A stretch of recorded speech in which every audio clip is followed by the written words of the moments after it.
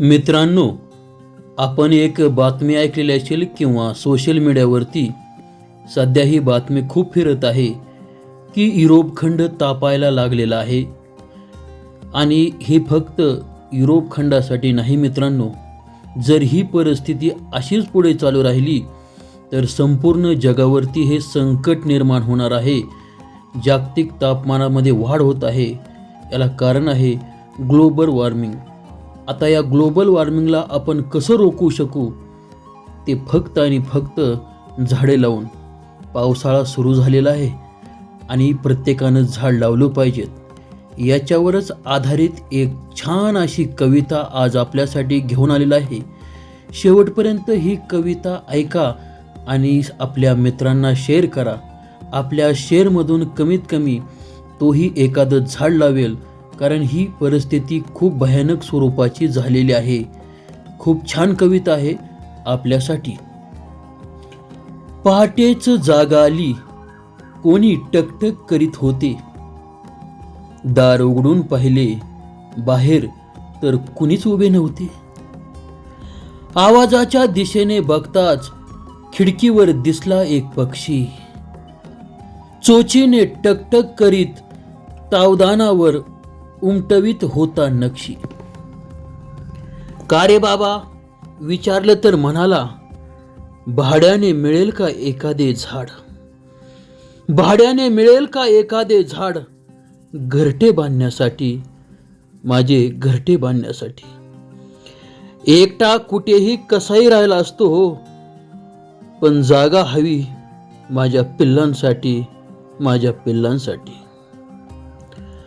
तुमच्या भाऊबंदांनी लुटले, आमचे रान केले निर्वासित. बेघर झालोच दाण्या पाण्यासाठी, असतो आता फिरस्तीत. वर पुण्य म्हणून ठेवतात गच्चीत, थोडे दाणे आणि पाणी. पण निवारेचे काय हे लक्षात घेतच नाही कोणी. पोटाला हवेच खातो तो भीक, आणि नेतो थोडे घरी. खायला तर हवंच, जरी डोक्यावर छप्पर नसले तरी. कधी कधी वाटते करावी आत्महत्या, कधी कधी वाटते करावी आत्महत्या. बसून विजेच्या तारेवर, किंवा द्यावा जीव लोटून त्या उंच मोबाईलच्या टावरवर. जसे मग आत्महत्येनंतर सरकार काही देते शेतकऱ्याला, तसेच मिळेल का एखादं झाड माझ्या पिल्लांना तरी आसऱ्याला. तसेच मिळेल का एखादे झाड माझ्या पिल्लांसाठी आसऱ्याला. ऐकून मी चक्रावलो. खरंच एवढा विचार मी नव्हता केला. जंगल तोडीत त्यांच्या घरांचा विचार कुठेच नाही झाला. मी हात जोडून म्हटले, माझ्या वतीने मी तुझी माफी मागतो, पण आत्महत्या करू नको, खरंच मनापासून सांगतो. तोपर्यंत कुंडीतल्या रोपावर बांध वनरूम किचन खोपा. अडचण होईल पण आता तरी एवढाच उपाय आहे सोपा. तो म्हणाला, खूप उपकार होतील, पण भाडे कसे देणार.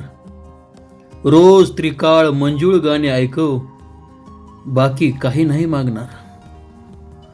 तो म्हणाला, मला तुम्ही भेटलात, पण बाकी नातलगाचं काय. त्यांना पण घरट्यासाठी जागा हवी, कुठे ठेवतील ते पाय.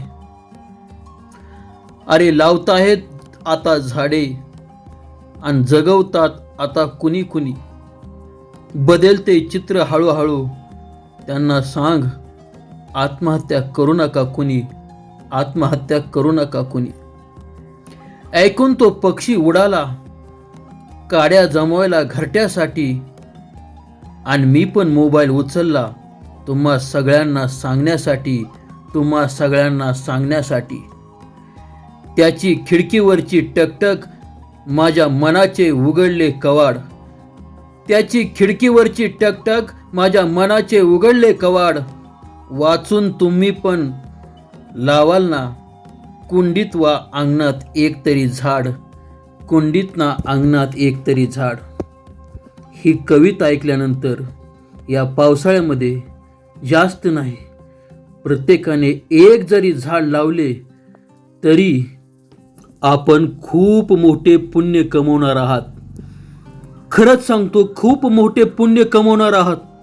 अरे मंदिरात जाऊन दानपेटीमध्ये पैसे टाकून जे पुण्य तुम्हाला मिळणार नाही ना, फक्त एक झाड लावून ते पुण्य तुम्हाला मिळेल. आपलं घर सजवण्यासाठी आपण किती काबाड कष्ट करतो, किती काम करतो, किती पैसे खर्च करतो आणि सुंदर असं स्वप्नातलं घर साकार करतो. अरे आपण आपल्यासाठी, आपल्या लेकरांच्या निवाऱ्यासाठी आपण घर बांधतो ना, थोडा विचार माणुसकीच्या दृष्टिकोनातून, या निसर्गाच्या दृष्टिकोनातून करा आणि या आपल्या सभोवताली वावरणाऱ्या, सदैव चिवचिवाट करणाऱ्या या पाखरांच्या लेकरांसाठी, पाखरांच्या पिल्लांसाठी एक झाड लावा हो. त्यांनाही हवा असतो निवारा, फक्त माणसांनाच नसतो हवा. या पक्ष्यांना त्यांच्या पिल्लांच्या संगोपनासाठी आणि या निसर्गाच्या रक्षणासाठी एक झाड खूप महत्त्वाचे आहे. यासाठी जास्त काही नाही हो. झाडे आपल्याला कोणत्याही ठिकाणी आणि कोणतीही उपलब्ध होतील ती लावा. कडुनिंबाचे झाड कोणत्याही ठिकाणी सापडेल, पिंपळाचे झाड लावा आणि आपल्या ही वसुंधरा सुंदरित करण्याचा प्रयत्न करा. तर मग विचार कसला करताय? व्हिडिओ संपत आलाय आणि व्हिडिओ संपला की उठा, एक झाड घ्या. जास्त काही नाही करायचं. पावसाळ्यात तुम्हाला पाणी सुद्धा द्यायची गरज नाही, फक्त खड्डा खांदायचा आणि सुरक्षित ठिकाणी एक आणि फक्त एक झाड लावायचे आणि आयुष्यामध्ये खूप मोठं पुण्य आपल्याला कमवायचं आहे. लक्षात घ्या. अरे स्वतःसाठी तर आपण दररोज जगतोय रे. अरे स्वतःसाठी तर आपण दररोज जगतोय रे. एक दिवस नवे फक्त एक तास या पक्ष्यांसाठी आणि पक्ष्यांच्या पिल्लांसाठी जगायला शिका.